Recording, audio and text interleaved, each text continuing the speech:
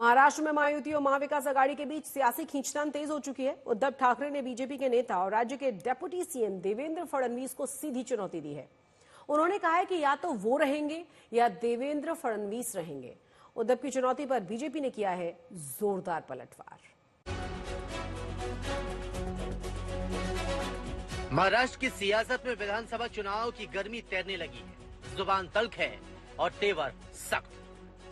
लोकसभा चुनाव के नतीजों से गदगद उद्धव ठाकरे ने मुंबई के बांद्रा में जब अपने कार्यकर्ताओं को संबोधित किया तो देवेंद्र फडणवीस को सीधी चुनौती दी।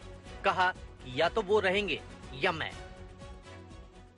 ही सगळी चोर कंपनी, भाजप म्हणजे चोर कंपनी, स्वतःचं कर्तृत्व शून्य, म्हणजे राजकारणामधली शंड माणसं,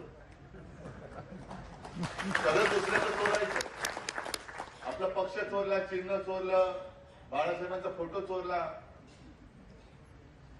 आणि एवढं करून देखील आपण हटत नाही, बधत नाही, वाकत नाही, थांबत